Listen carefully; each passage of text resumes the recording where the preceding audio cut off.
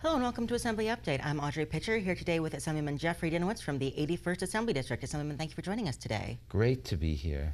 Now, it is another big week in Albany, but also a big week for your district as well. I believe last Sunday you just held a paper shredding event. We did, and that's possibly the biggest thing we do all year. It seems people love it. We've done shredding events twice a year, in the spring and in the fall. Our office sets it up, and we do it in conjunction with Council Member Eric Dinowitz, Borough President Vanessa Gibson, and Congress members Richie Torres and Adriano Espaillat. And you can't believe the stuff that people, including me, accumulate. And there are so many things you just can't throw to the garbage. You know, old bank statements, old tax returns, all kinds of stuff with financial information, with personal information. So people like to shred. Some people have home shredders, but it doesn't really do a lot.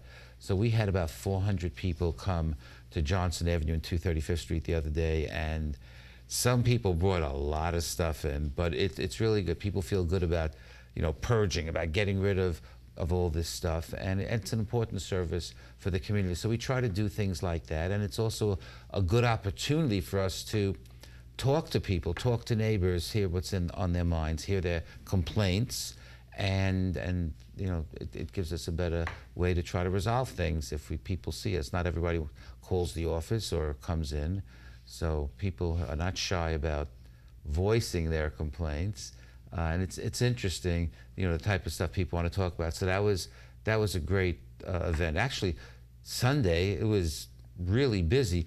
There were two I'll call them music events, for lack of a better word.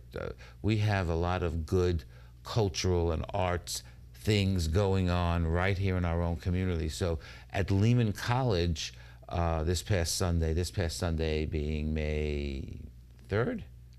4th, hard to keep track. The Bronx Opera Company, which has been in existence now for 57 years. They do operas in the Bronx, in English, and it's terrific. I helped get them some of their funding. Our councilman presented them with a check for funding as well. They did a performance on Sunday, and right next door, that was at the Love and Just Theater at Lehman College. Right next door at the Performing Arts Center, the Lehman College Orchestra and Community Chorus did their twice-a-year performance, and at each event there were a few hundred people, and it's just so nice to see these things going on. At each of them they ask us to say a few words, and my main message is, it's great to be able to listen to beautiful music, to see wonderful things like the opera without having to go into Manhattan. And for some people who don't like to go into Manhattan unless necessary, those are great things. So those are just some of the things that took place Sunday. The Riverdale Y had a 5K run. So we have a very active community. Lots of people participate in things, and it's just such a great place to represent. So I like that. And at the same time, our office is doing all kinds of stuff in the community. We've gotten a lot of complaints, totally understandable. There are various locations in our district where trucks park for weeks on end, RVs park and don't move it. In some cases, I think there are people living in them, and then other vehicles, and it's, the city only has a small number of giant tow trucks available, but our officers were able to get both the NYPD and sanitation to attend to the issue on Henry Hudson Parkway from 246 to 250th Street. That's just been a sore point for a lot of people. And we have the same problem at a few other locations, including Goulden Avenue, and we're working on that. But people don't want to see a mess in the community, and it's all these things, the RVs and the trucks that are parked, and the people ignoring red lights. There's like a whole litany of things that have been happening these past few years, and it gives the impression of things being out of control. And I don't think things are as bad as some people think they are, but they can certainly be better. And then, of course, you have all the, people on their mopeds and their electric bikes and all that, really causing chaos on the streets and on the sidewalks. So these are like quality of life issues that we have to deal with all the time. Now, are you proposing any legislation to deal with things like the RVs parked everywhere? Well, there actually are laws that are on the books. I mean, you can't park in a particular place for more than a limited period of time. Even like on Henry Hudson Parkway, on the east side, there's no alternate side parking, but you're still not supposed to leave a vehicle there. I think it's for more than a week at a time. So people, flagrantly violate that. Some of the vehicles have no tags on it, no registration, no inspection, and it's just a matter of enforcement. There are a lot of laws on the books, and I'm not blaming anybody. I'm not saying the police aren't doing their jobs, but there are so many things that they have to do. So sometimes it's not so much the need for a new law as it is the need to make sure there's vigorous enforcement. And that's what people want. People want, they don't want this chaos. They don't want the dirt. They don't want the noise and all the things that go with some of the stuff that's been happening really since the beginning of the pandemic. And of course, all those things require the resources to deal with them, which brings us back to Albany and the budget, which is still being negotiated as far as we know.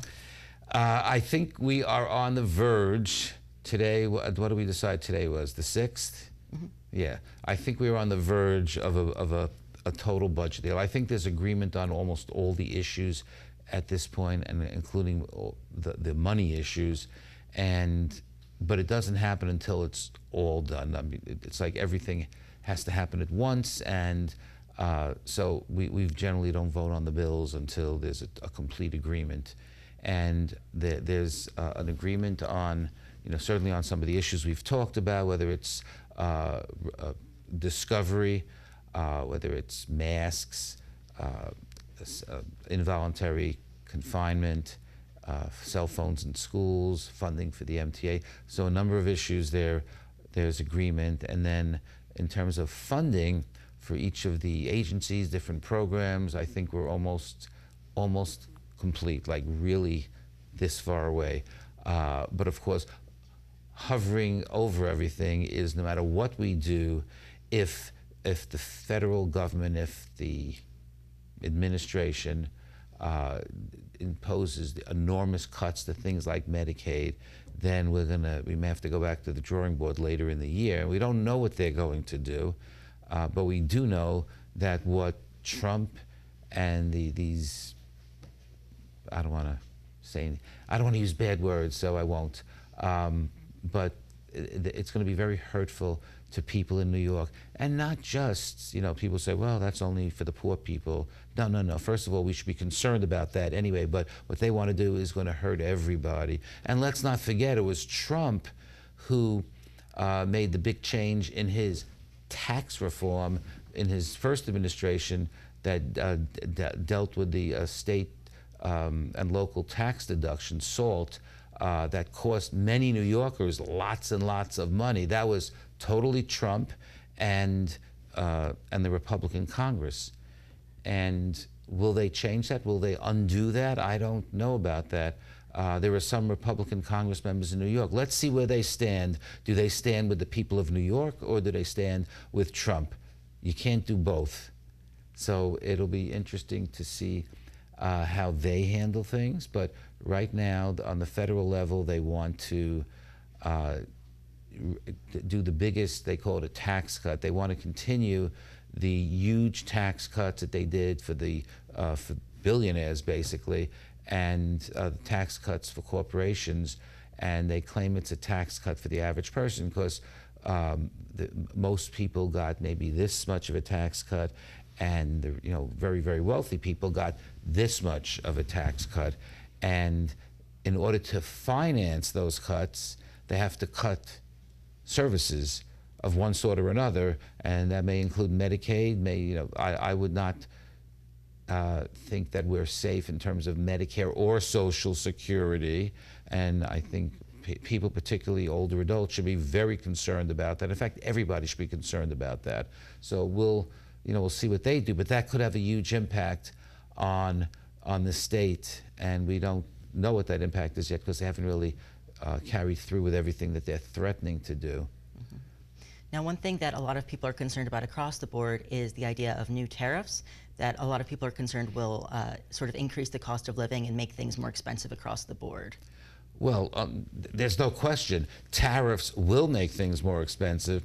So Trump campaigned on a platform of lowering costs to people, and some people foolishly thought he was actually telling the truth. But he also talked about tariffs, and tariffs will, there's no way around it, tariffs will add costs to many, many things. And don't forget, the heaviest tariffs he's imposed, I think it's 245%, something huge. On China, we get so many of our products from China. Maybe we're too dependent, but in any case, prices will go up enormously because the costs get passed on to people. The cost of cars will go up. Everyday, appliances, food in many cases. Not all our food comes from the United States, and the punishing tariffs that they're trying to impose on our neighbor and best ally, Canada. It's unbelievable. There's a story in the paper today about the fact that some cities in the United States in the northern, near the Canadian border, they're suffering because Canadians aren't coming in to spend money, they're not buying products. And so a lot of people are being hurt by this madness to do tariffs. I mean, I don't understand why some people don't learn from history. The Smoot-Hawley Tariff Act of 1930 helped exacerbate the Great Depression. But of course, if one doesn't read history or read at all, then one doesn't learn from history. And I think that's what's going on here. And I think most normal economists, including Republicans, understand that tariffs are going to impose an enormous cost on Americans. And there's just no way to predict how that'll be. I mean, Trump's actually backed down. He's blinked on some of these issues already because I think he's been understanding what a disaster it is. And of course, they saw what's happened on the stock market, which has just been a mess.